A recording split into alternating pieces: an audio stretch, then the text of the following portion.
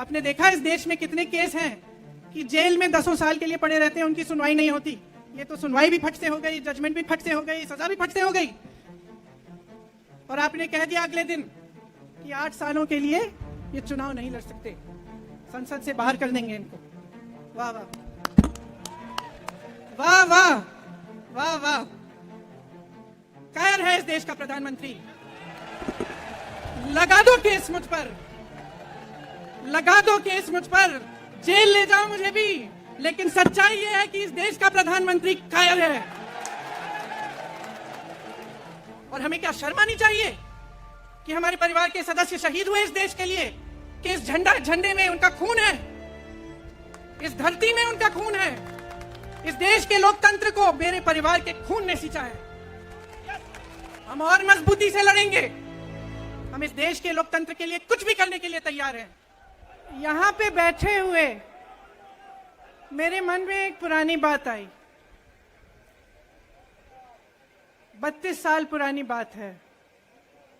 मई 1991 की बात है। मेरे पिता की शव यात्रा 3 मूर्ति भवन से निकल रही थी। अपनी मां के साथ और अपने भाई के साथ हम एक गाड़ी में बैठे थे। सामने भारतीय सेना की एक ट्रक थी, फूलों से लदी हुई थी। उसके ऊपर मेरे पिताजी का शव था। थोड़ी देर काफिला चला, 5-10 मिनट चला, फिर राहुल कहने लगे मैं उतरना चाहता हूं। तो मां ने मना किया। उस समय सुरक्षा का भी बहुत वो था, तो मां ने कहा नहीं तुम उतर नहीं सकते। राहुल ने जिद की नहीं मैं उतरूंगा। मैंने मां से कहा मां उतरने दो। राहुल गाड़ी से उतरा, उस सेना की ट्रक के पीछे खड़ा होके चलने लगा और 3 मूर्ति से लेके कड़ी धूप में अपने पिता के जनाजे के पीछे पीछे पैदल चलते चलते चलते चलते यहां पहुंचा। इस जगह से कुछ 400-500 गज दूर यहां पर मेरे शहीद पिता के अंतिम संस्कार मेरे भाई ने किए।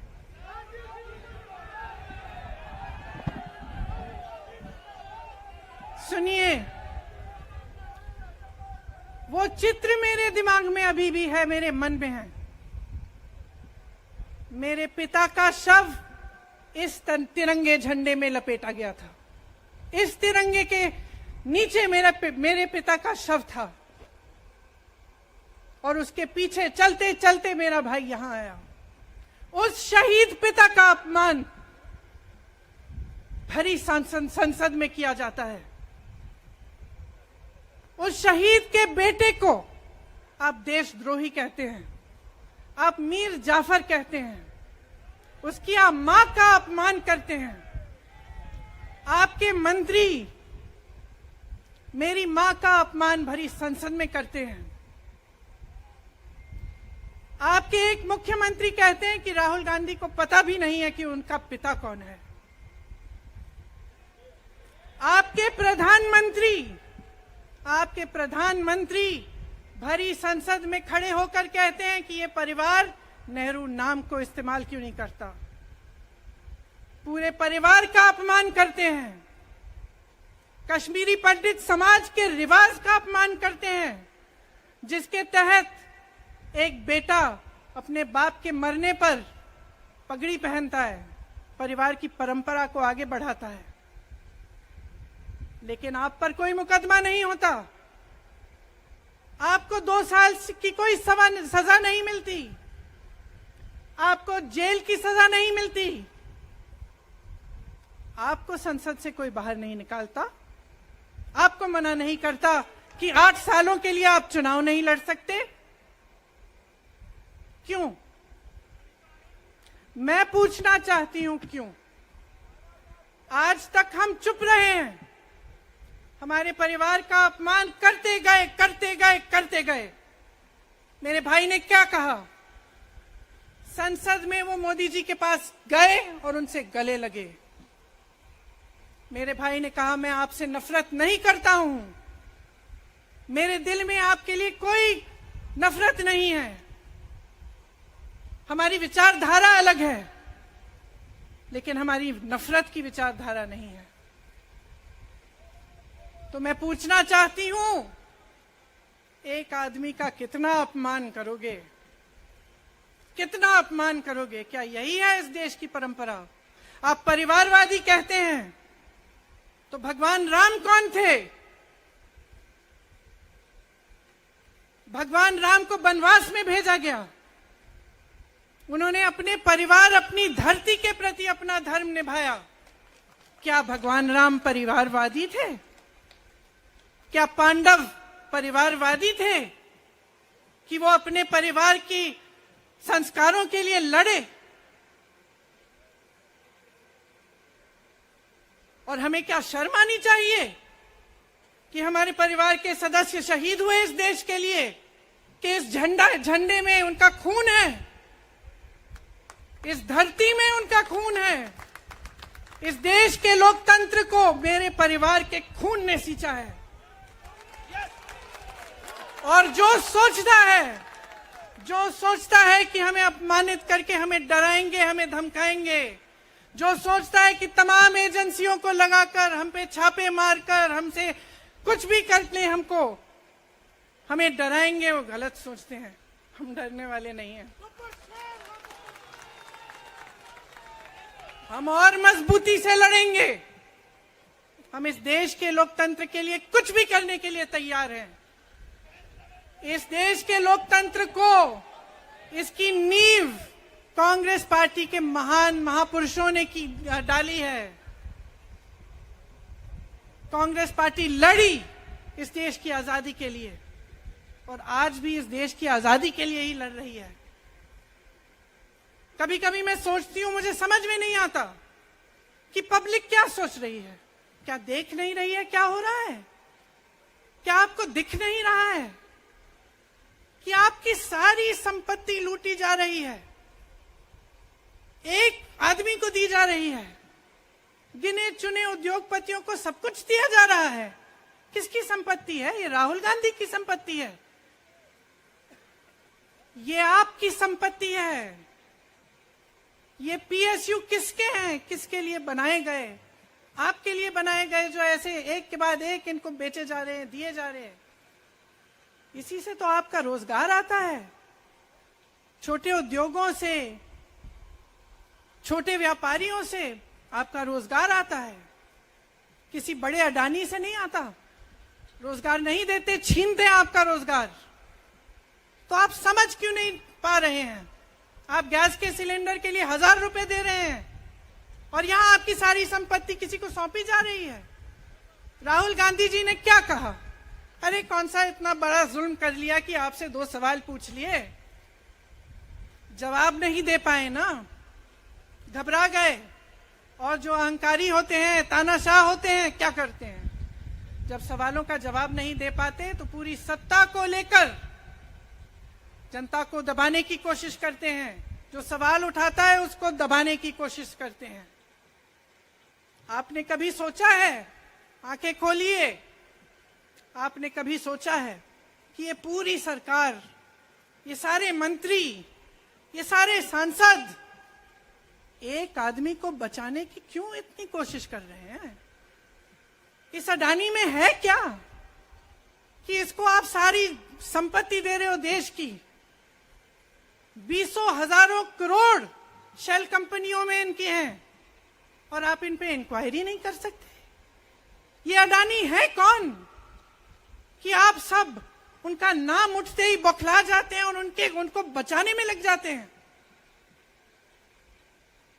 देखिए, आप इस देश के देशवासी हैं, ये देश आपका है, ये लड़ाई आपकी है। आज तमाम नौजवान बेरोजगार क्यों हैं? हम इश्तिहार तो देख रहे हैं, होर्डिंग देख रहे हैं, मदर ऑफ डेमोक्रेसी लिखा है, कहते हैं कि हमारी अर्थव्यवस्था बहुत तेजी से आगे बढ़ रही है, तो इतने नौजवान बेरोजगार क्यों हैं? तो जहां जहां हम जाते हैं बेरोजगार नौजवान क्यों दिखते हैं? इतनी महंगाई क्यों है? इतनी महंगाई क्यों है? क्या आप इतने बड़े काम कर सकते हो लेकिन एक गैस सिलेंडर का दाम कम नहीं कर सकते? आप छोटे व्यापारियों की मदद नहीं कर सकते? आप रोजगार नहीं बनवा सकते? तो फिर आपकी सरकार किस काम की है? लोगों को दबाने के लिए है या अडानी जी को आगे बढ़ाने के लिए है? तो आज ये समय आ गया है कि हमें गंभीरता से सोचना पड़ेगा। ये सरकार पूरी कोशिश करती है कि आपका ध्यान भटकाया जाए। अब आप सोचिए, कन्याकुमारी से कश्मीर तक एक आदमी चला, उसके साथ लाखों लोग चले। क्या पैगाम लेके चला? किस लिए चला? उसके दिल में क्या भावना थी कि लाखों लोग देश भर से उससे जुड़ के चले? समता, एकता की भावना थी। आज आपके सारी मीडिया, आपके सारे मंत्री, आपके सारे सांसद, आपके सारे कार्यकर्ता कह रहे हैं कि राहुल जी ने विदेश जाकर देश का अपमान किया, राहुल जी ने एक वर्ग का अपमान किया। क्या एक आदमी जो कन्याकुमारी से लेकर 5000 किलोमीटर कश्मीर तक चल के ये रोज रोज कहता है कि इस देश को एक होना चाहिए, सबको समान दृष्टि से देखना चाहिए, क्या ये आदमी देश का अपमान कर सकता है?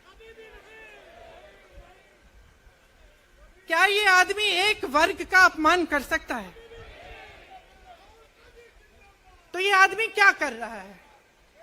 ये आपकी आवाज उठा रहा है। ये क्या कह रहा है? कह रहा है कि गरीबों को अपना हक दो, नौजवानों को अपना हक दो, महिलाओं को अपना हक दो। यही तो कह रहा है। और हक क्या है? हक ये है कि जो आपका है वो आपके हाथों में जाना चाहिए, किसी बड़े उद्योगपति के हाथ में नहीं, जो प्रधानमंत्री जी के मित्र हैं। ये है आपका हक। उसी हक की लड़ाई लड़ रहा है। तो आप समझिए, ये एक इंसान की बात नहीं है, ये एक राहुल गांधी की बात नहीं है, ये पूरे देश की बात है। जब हम कहते हैं लोकतंत्र को बचाना है, तो हम किस बात को बचाने की कह रहे हैं? क्या कह रहे हैं हम?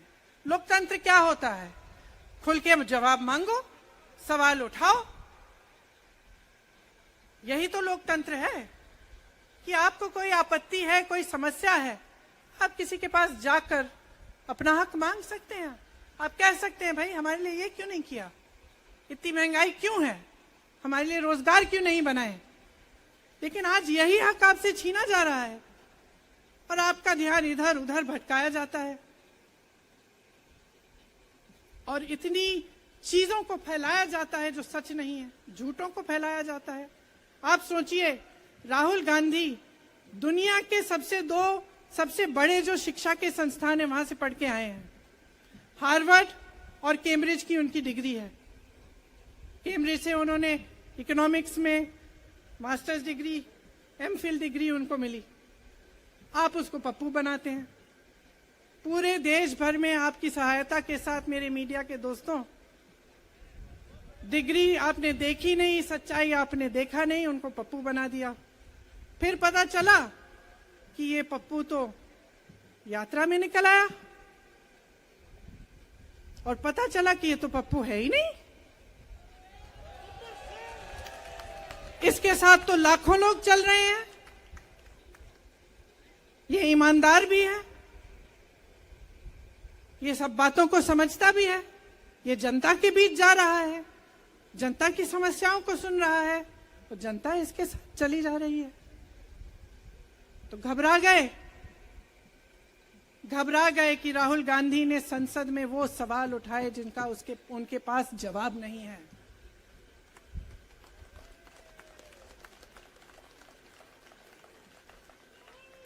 क्या किया सुन लीजिए। एक तरफ से हंसी भी आती है कि एक आदमी को रोकने के लिए इतना सारा करना पड़ा। जिस आदमी ने राहुल जी के खिलाफ सूरत में कंप्लेंट लगाई, आपको मालूम है कि पिछले साल उसने खुद कचहरी में जाके बोला इस पे आप स्टे लगा दीजिए। 1 साल के लिए अपने ही केस पे स्टे लगवाया। फिर वापस कब गए केस खुलवाने के लिए? राहुल गांधी के संसद में अडानी पे के भाषण देने के 1 हफ्ते बाद। 1 हफ्ते बाद वो आदमी वापस जाता है, कहता है केस खोल दी, सुन लीजिए अब हम तैयार हैं। 1 महीने के अंदर अंदर जज कह देते हैं कि राहुल गांधी को 2 साल की सजा मिलेगी। आपने देखा इस देश में कितने केस हैं कि जेल में 10 साल के लिए पड़े रहते हैं, उनकी सुनवाई नहीं होती। ये तो सुनवाई भी फट से हो गई, जजमेंट भी फट से हो गई, सजा भी फट से हो गई। और आपने कह दिया अगले दिन कि 8 सालों के लिए ये चुनाव नहीं लड़ सकते, संसद से बाहर कर देंगे इनको। वाह वाह वाह वाह वाह वाह, बहुत धैर्य है आप में। अरे कायर हैं, कायर है इस देश का प्रधानमंत्री। लगा दो केस मुझ पर, लगा दो केस मुझ पर, जेल ले जाओ मुझे भी, लेकिन सच्चाई ये है कि इस देश का प्रधानमंत्री कायर है।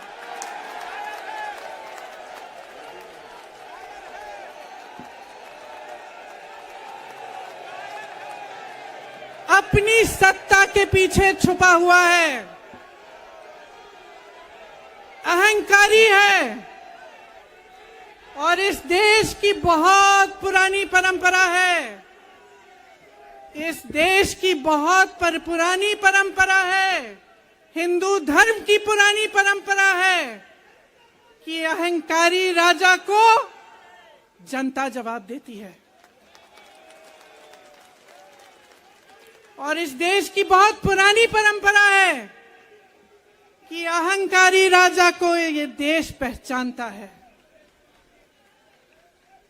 मेरे परिवार ने मुझे एक चीज सिखाई है कि ये देश दिल से बोलता है और दिल से सुनता है। ये देश सच्चाई को पहचानता है।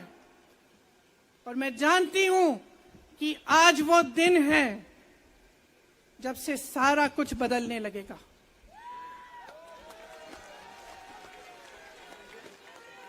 मेरे मीडिया के साथियों, मैं आपसे कहना चाहती हूं, बहुत हो गया है, बहुत हो गया है। मैं जानती हूं आप पर कितना दबाव है। मैं जानती हूं कि आपको लाइन भेजी जाती है कि आज आपको ये कहना है, आज आपको ये लिखना है। लेकिन आपकी एक बहुत बड़ी जिम्मेदारी है। आज लोकतंत्र खतरे में है।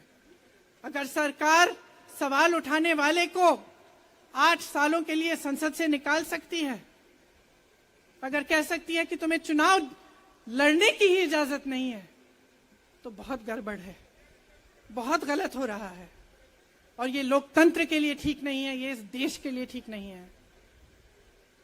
जब आप पत्रकार बने, शुरू में जब आप काम के लिए आए, तो आपके दिल में भी ये होगी बात कि देश के लिए मैं सच्चाई बोलूंगा, मैं सच्चाई बोलूंगी। आज आप बोल नहीं पा रहे हैं, हिम्मत करिए, खड़े हो जाइए आप भी। और जैसे खड़गे जी ने कहा कि तमाम पार्टियों ने आज अपनी आवाज उठाई है, उनका हम सब धन्यवाद देते हैं। और हम सबको एक होना पड़ेगा। इसलिए होना पड़ेगा क्योंकि आज ये देश खतरे में है। आज इस देश की सारी संपत्ति एक आदमी को सौंपी जा रही है और उस आदमी को बचाने के लिए पूरी सरकार खड़ी हो जाती है। बहुत गलत हो रहा है। अगर आज मेरे भाइयों और बहनों आप इसको पहचान नहीं पाएंगे तो इस देश को बहुत खतरे में डाल देंगे। इसीलिए यहां खड़े हुए महात्मा गांधी जी की समाधि के कुछ ही गज दूर खड़े हुए मैं आपको याद दिलाती हूं कि कितनों ने इस देश के लिए अपना खून बहाया है, कितनों ने इस देश की धरती, इस देश की आजादी के लिए अपना खून बहाया है।